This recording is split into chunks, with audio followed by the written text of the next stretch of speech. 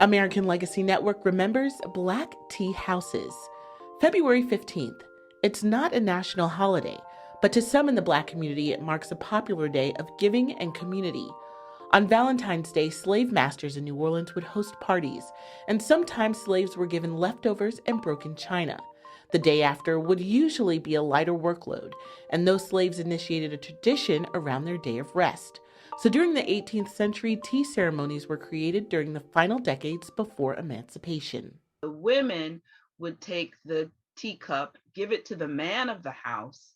The man of the house would walk around where all the slaves would live and offer a teacup to them to kind of signal and let them know that his house or his household, his home, was going to be offering a tea ceremony event. In the 1930s and 40s, affluent Blacks became entrepreneurs by opening tea houses and offering safe places for community members to host events. Tea house owners offered exclusive services and tended to those in higher social classes than the average restaurant owner.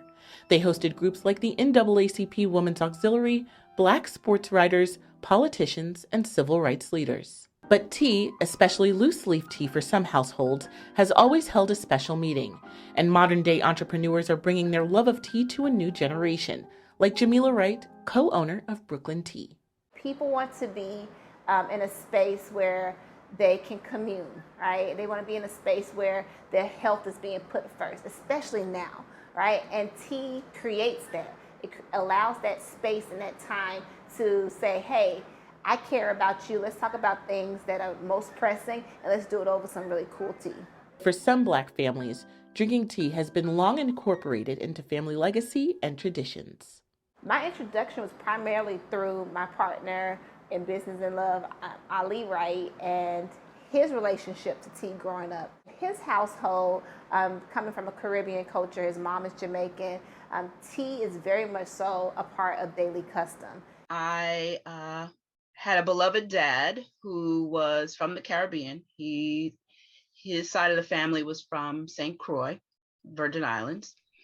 And as a child, he grew up under some of the traditional English traditions, one being drinking tea. Jamila's husband Ali became a tea sommelier, and the pair opened their shop in 2019.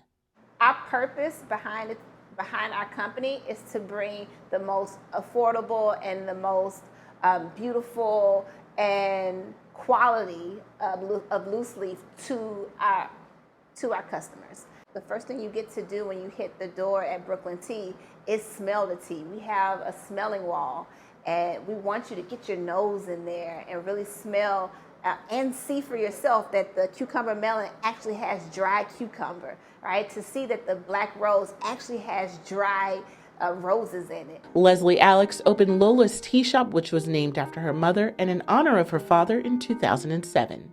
We had every kind of activity and function, and we had knitting bees and book clubs and book signings and open mic nights and poetry and tea parties with animated, life-size characters for the kids, and any kind of themed type of event we were available for. Leslie survived the 2008 recession, but eventually had to close her brick and mortar location. In 2012, she converted her shop into a mobile tea catering business. The mobile tea party catering business, which is now called The Tea Experience, has kind of morphed. I thought it would really only be focused on party catering, but now it's kind of morphed into much more than what I've actually expected. And both found different ways to promote their businesses and increase sales during the pandemic. The pandemic definitely did and continues to test us. At the start, we just turned a year old, and there came a turning point where we thought about, okay, it's always been important to us to center what our customers need and what they value most.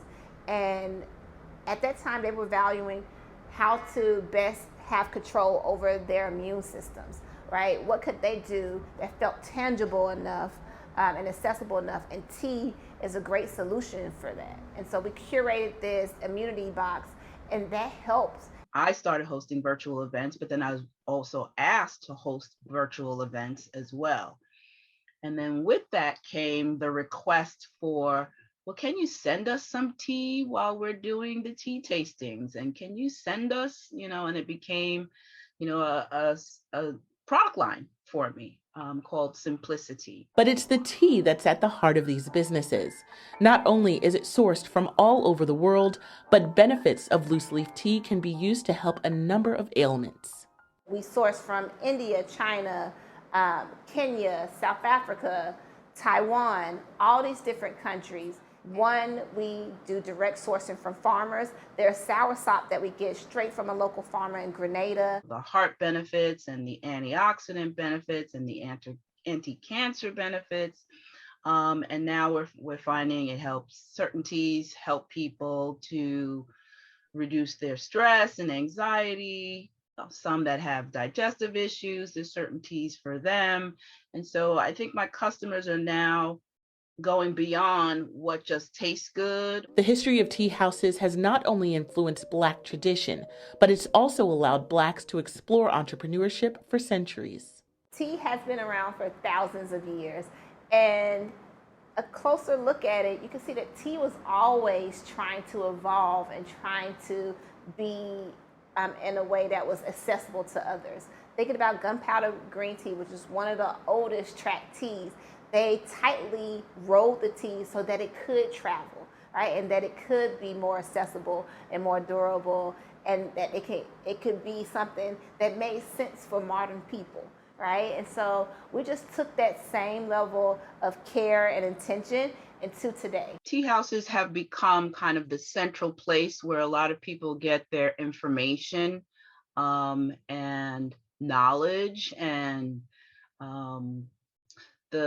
the ability to discern which tea types they actually like and which ones taste good and which ones don't based on their palate. And so you get all that opportunity offered through tea houses. To watch classic Black films, documentaries, and much more, tune in today to American Legacy Network, Black History Made Every Day.